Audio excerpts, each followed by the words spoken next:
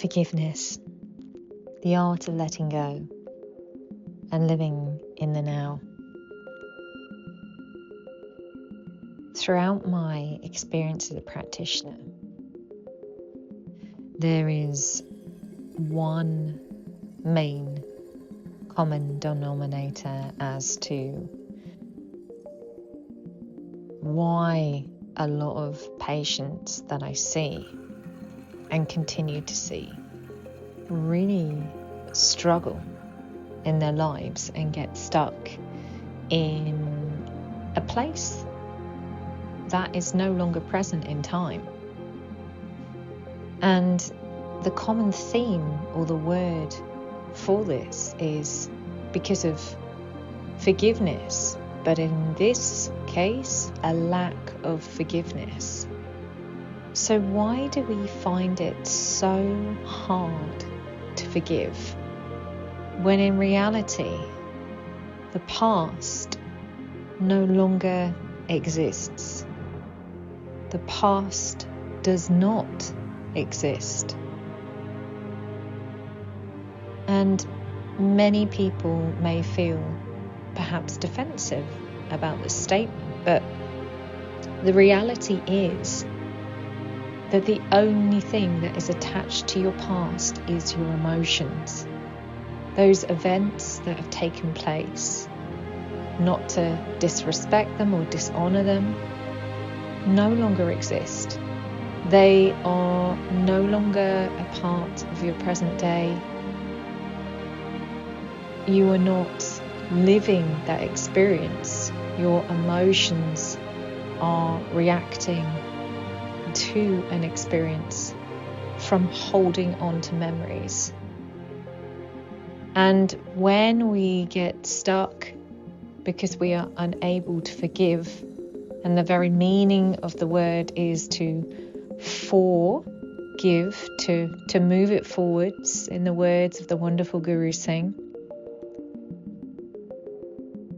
we get stuck when we don't realize that these things that happen to all of us in our lives, all of us have had some, if not many things that have deeply traumatized us. And it would be wrong to think that, we are not triggered by certain events, smells, places, people, music, you name it. We can get triggered, but the reality is we are triggered by an event that no longer exists, an event which has been present in your life at a point but no longer exists. So how do we learn to forgive and actually move forward into this present point in our lives? Because when we live in a state of perhaps depression in association with past events, we cannot live in the moment of now. And in the moment of now is the only moment that exists, the only time that exists, the only thing that is happening in your life is in this second. Nothing else exists outside of this. Nothing else exists beyond this, in the past or the future.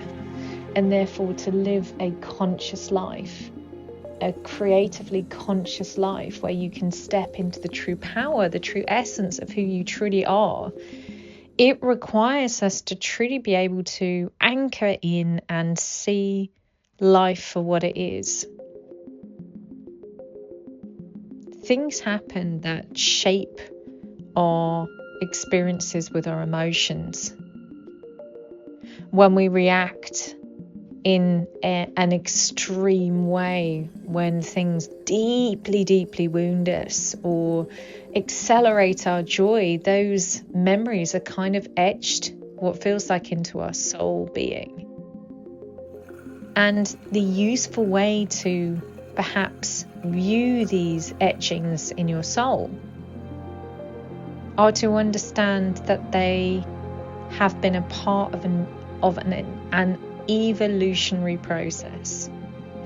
Even if you feel at this point in time that you are being held back by things that happened in your past, perhaps with a partner, perhaps with a stranger, perhaps with a family member, your family, school teachers, bullies, work, whatever it is,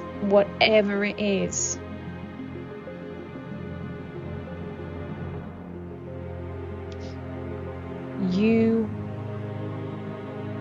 have the ability to be present. We all have a choice to be present. If we continuously live in the past, we can never be present. Time passes us by. The illusion of time passes us by. And we don't live. We become trapped in our emotions of a reality that no longer exists. It's no longer in existence.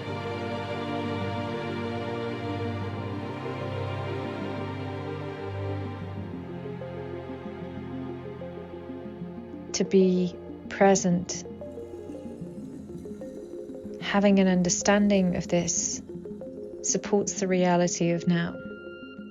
And a really great way of being able to bring yourself into present times, and if you really do feel triggered, and you suffer from post-traumatic stress and things trigger you, this is real, then a great way of learning to manage this post-traumatic stress is to actually book time in to allow yourself to feel into these emotions and journal them.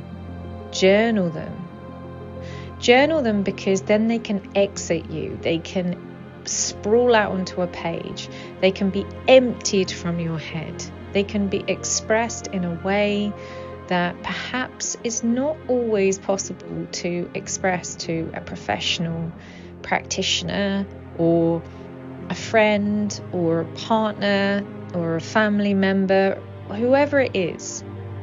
When you write, you let go of inhibitions, you let go of judgment, you let it out, you let it flow, and you tap into this sense of release, calming your body, calming your senses, and perhaps also triggering at times.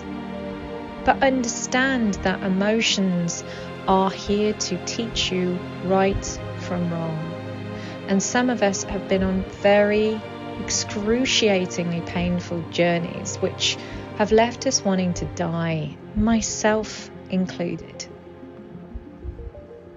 But having this awareness that you have a choice of how best to manage this for yourself and not let it manage you is a great way of learning to truly forgive, to take back the essence that has been stripped from you by trapping yourself in what no longer exists. Those feelings, those emotions are real, but the moment no longer exists. Only now exists. I would love if you can just take one takeaway from this recording today to actually be able to allow yourself to meditate on this. Allow yourself to feel into it. Allow yourself to accept whatever emotion comes up, because emotions are like guides in our lives. They are just showing us the way, and maybe that emotion is telling you that event was wrong. That person shouldn't have done that to you, and rightly so, perhaps. But that no longer exists. There is only now.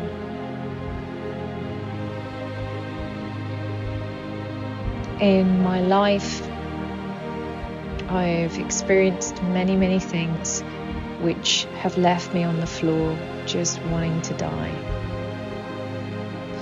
And what has truly helped me has been having a daily movement practice to keep my energy flowing.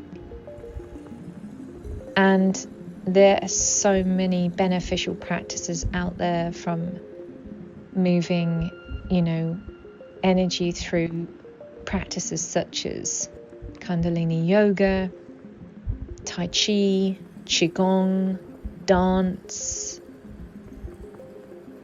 intuitive training, learning to listen to your body, feeling where you feel tight, stiff. Somatics is a trendy word that goes around, which is basically you listening to your own body, feeling intuitively into your body, and kinesiologically having this awareness of what is associated with those muscles, that part of your body. If you're doing a torso twist, what muscles is it activating?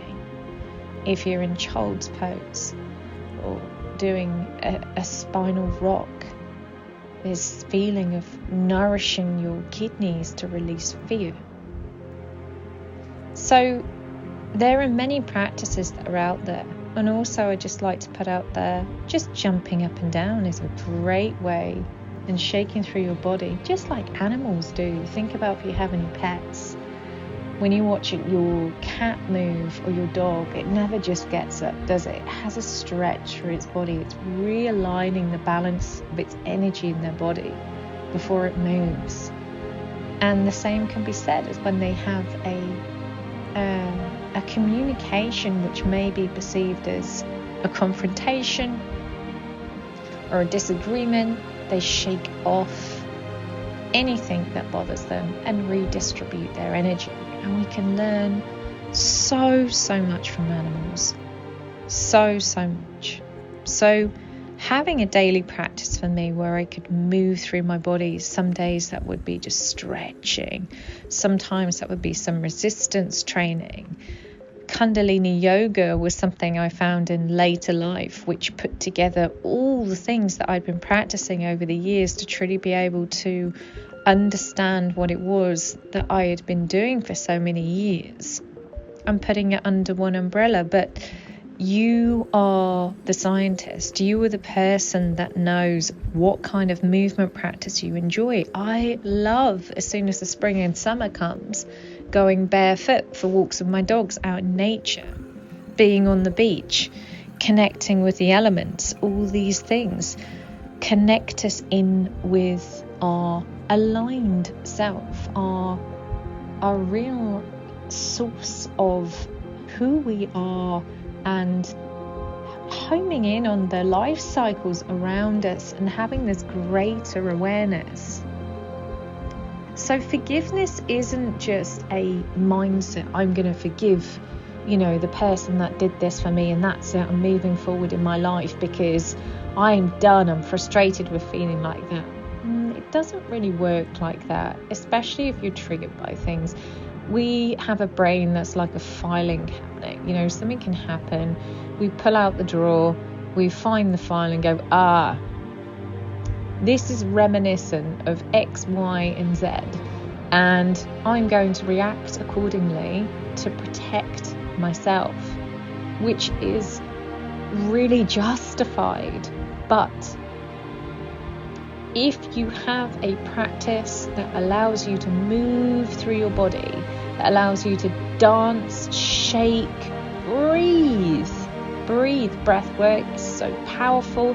This is why Kundalini Yoga for me was the tool that put everything together, because it's movement based. It's breath work, it's meditation, it's mantra, it's mudra, it's drishti, it's all the things, all the bells and whistles to distract a busy mind that is, like I have explained before, you've got that washing machine on a fast spin cycle and it won't stop. And trust me, I was branded in the camp of ADD, so I understand what it's like to have a brain which is really analytical. So being able to harness your energy through movement, draw it in, refocus the mind with the breath, the drishti, the eye focus, and the mantra, to really tell your body, program your body into a place where it works for you, where you're not being affected by the past, you're not afraid of the future, and you're embracing the now. To arrange a 20-minute discovery call with me about the practices that I provide, from Kundalini Yoga, one-to-one, online and in person, classical kinesiology, sound acupuncture, colour therapy, qigong, holistic training, nutrition, naturopathy, phytobiophysics, and for kids and teens, the ICU Academy. Now, if I can do it, you can do it. And that might sound like a real cop-out, but I can honestly tell you that looking back and witnessing, being the witness to see how far I have come through using tools which have ultimately transformed my life and are the inspiration for why I do what I do and why I give from a full heart and want to share with you, because I know how it feels to be trapped in your own mind. It's like a prison that you just cannot break free from, and it's torture. And I would love to give you the keys that you have access to, not me. It's a choice to be able to unlock your true human potential. Sending you so much love from my heart to yours, Sat Nam.